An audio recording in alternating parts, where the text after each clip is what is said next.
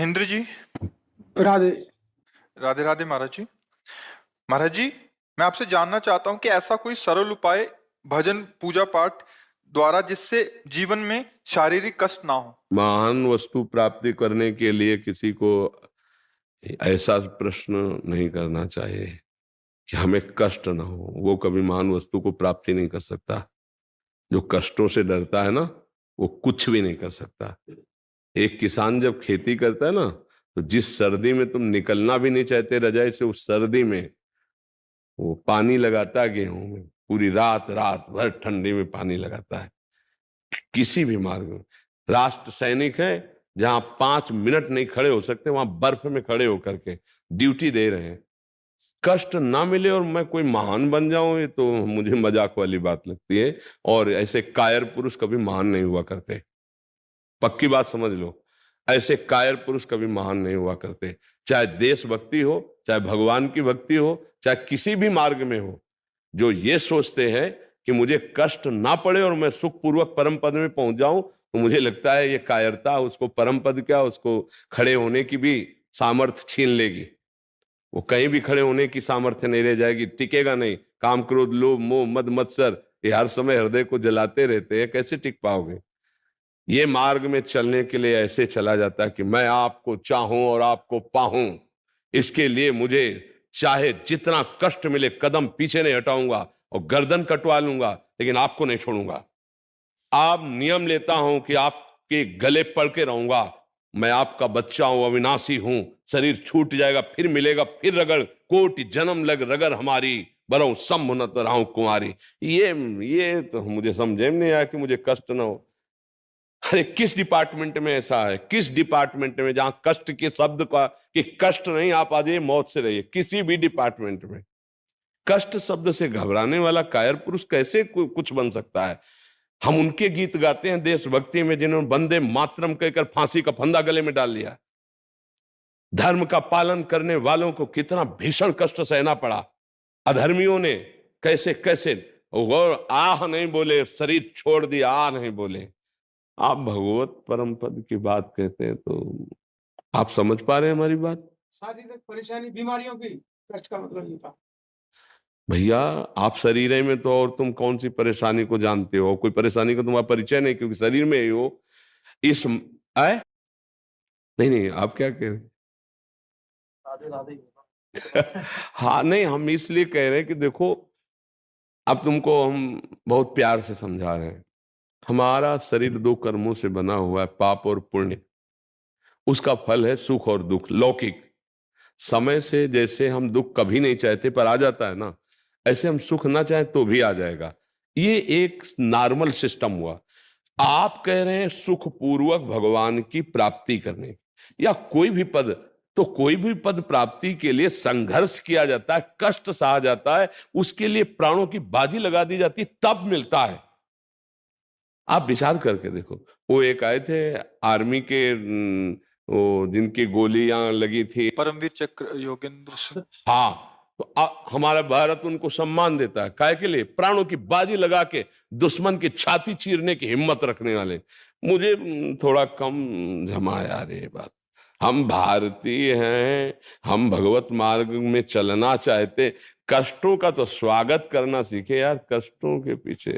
महाराज जी, ये भगवत मार्ग के पथिक जो इस मार्ग में आगे बढ़ चुके हैं, जो संसार में ही रह रहे हैं, अपने परिवार जनिक सुख को उपभोग कर रहे हैं, उनके अंदर ये रहता है महाराज जी कि भक्ति करें, कोई ऐसी भक्ति पूजा हो जिससे मतलब मुझे शारीरिक कष्ट ना हो, मुझे सारी सुख सुविधाएं आए। ये सामान्य मानसिकता है। हम आपको बता दें, घर बैठे ऐसी कोई सुविधा, ऐसा कोई पर्सनल मार्ग नहीं है किसी भी डिपार्टमेंट का। इसलिए भक्ति ने किसी भी डिपार्टमेंट का, आप घर में भी बैठकर चैन से नहीं रह सकते, घर में भी बैठकर चैन से नहीं रह सकते। आप देख लो ना, सुख की लालसा वाला ही दुख को भोगता है। सुख की लालसा का त्याग कर दे तो दुख नाम की चीज उसके सामने टिकी नहीं सकती।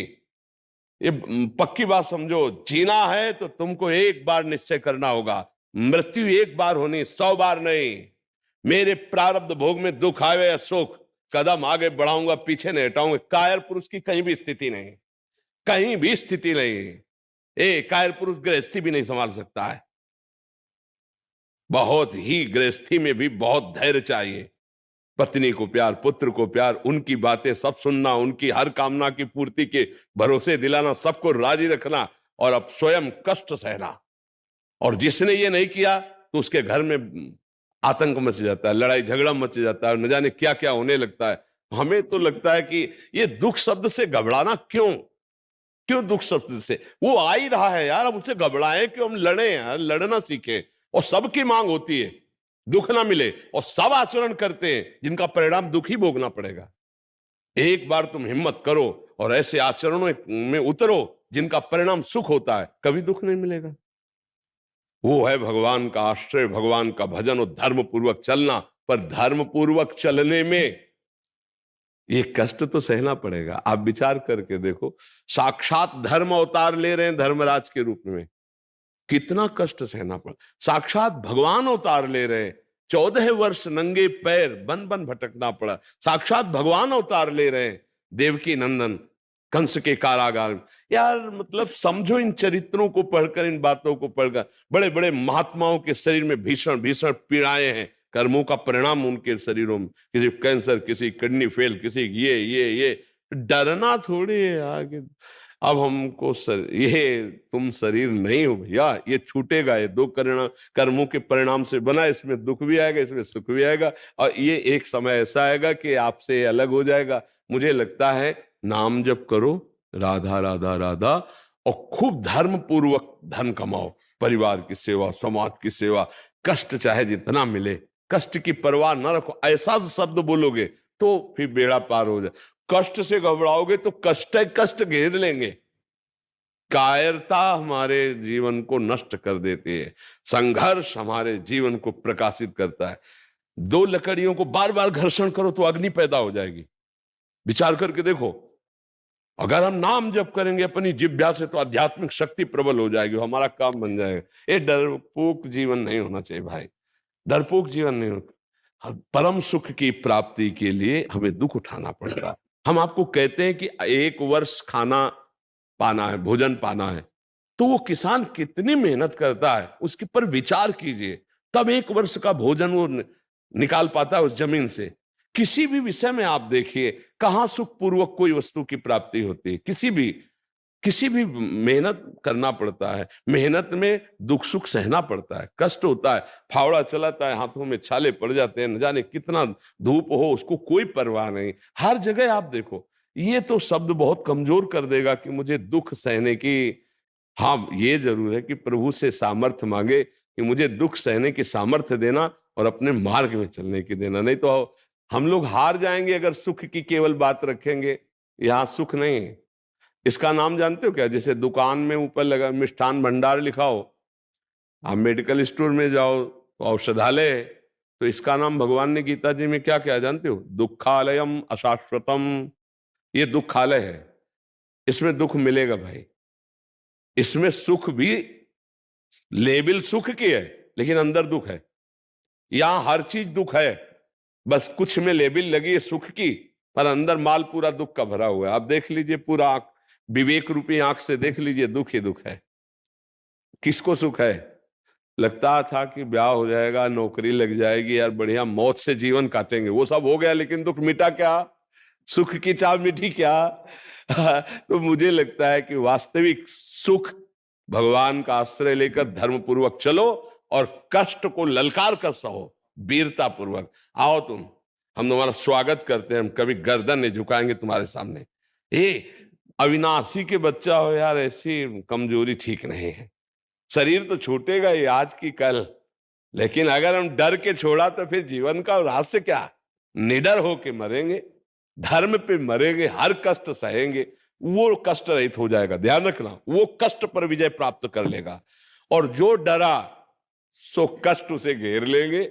डरपोक को नाना प्रकार के विकार, नाना प्रकार की परेशानियां, अंदर जितनी सुख की चाह करोगे उतना दुख घेर लेगा। ये आपका ही प्रश्न नहीं, ये सही कह रहे हैं, ये लाखों करोड़ों के सबके हृदय का प्रश्न है कि ऐसा कोई शार्ट मार्ग हो जिसमें खूब हम सुखी हो जाए, दुख ना मिले। सुख कहाँ है? सुख धर्म में है, और धर्म करने वाला दुख की परवाह नहीं करता, तभी धर्म का पालन होता है। अगर धर्म करने वाला दुख की परवाह करने लगे तो धर्म में चल ही नहीं सकता है। तो मुझे लगता है नाम जप करो, बिना पैसे का ये मार्ग है। नाम जप करो, भगवद आश्रित रहो और भगवान से प्रार्थना करते रहो कि जो दुख आवे उनको मुझे सहने की सामर्थ्य दीजिए। वो सामर्थ्य देते हैं। 4 दिन का जीवन है, नाम धन कमा लो भगवान का और भगवान के समीप चला जाए। यही परम सुख का मार्ग है। नहीं तो बार बार जन्म, बार बार मरण, यही चलता रहेगा। कोई नशा न करो, कोई मांस आदि मत खाओ, गंदे आहार हैं ये, और पराई माता बहनों की तरफ गंदी दृष्टि न हो, और नाम जपो तो बढ़िया सुखमय जीवन आ जाएगा, दुख सहने की सामर्थ्य आ जाएगी। बबलू शुक्ला जी करौली से। राधे राधे। राधे। श्री राधा मदन मोहन जी महाराज की जय। महाराज जी आपके चरणों में कोटि कोटि प्रणाम। महाराज जी अपने इष्ट को कैसे पहचाने? भगवान के सभी रूपों में, देवी देवताओं में गहरी आस्था है, लेकिन इष्ट को कैसे पहचाने? गुरु प्रदत्त सदगुरु का आश्रय लिया जाता है। जो सदगुरुदेव भगवान नाम और गुरुदेव जो रूप देते हैं आराध्य देव का, वही सिद्ध होता है। उसी से प्रियता अपने हृदय की होती है। गुरु प्रदत्त नाम और गुरु प्रदत्त रूप। जैसे भगवान विविध रूपों में हैं, सब हमारे ही भगवान हैं, लेकिन प्रियता, प्रीता माने प्रेम। हम प्रेम सब रूपों से तो नहीं कर सकते।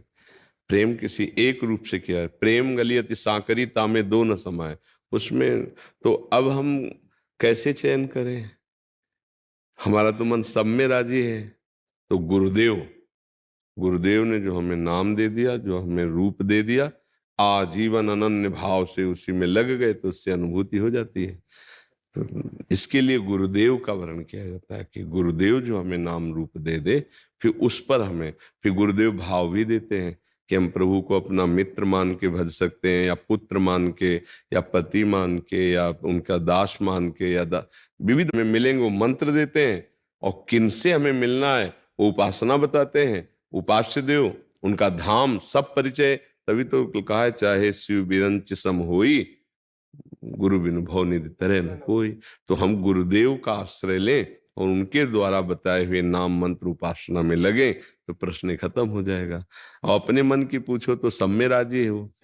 प्रभु में क्या, वो तो विषय में भी राजी है, भोगों में भी राजी है, संसार में भी राजी है। आप विचार करके देख लीजिए, क्या मन प्रभु में केवल राजी है क्या? वो तो भोगों में भी राजी है, पापाचरण के लिए भी राजी है। तो इसकी बात तो कोई विश्वसनीय नहीं है। अभी ये प्रभु को कहेगा कि मेरे प्रीतम, फिर किसी संसारी वस्तु व्यक्ति स्थान को प्रीतम मान लेगा। तो हम गुरुदेव पर आश्रित हों, गुरु कृपा ही केवलम, वही हमको सच्चे पथिक बनाएंगे, सच्चा मार्ग देंगे, सच्चे उपासना देंगे। तो गुरुदेव का वर्णन करें जी। मुरारी तिवारी जी। श्री हरिवंश। हर हर महादेव। गुरुदेव आपके चरणों में कोटि कोटि प्रणाम। महाराज जी हम शिव भक्त हैं। महाराज जी जैसे हम नाम जब राधा राधा करते हैं, क्या वैसे ही हम पार्वती पार्वती या सीता सीता जप कर सकते हैं? और इष्ट देव महादेव हो तो नाम जप क्या करें? देखो, इसीलिए गुरु का वर्णन किया जाता है।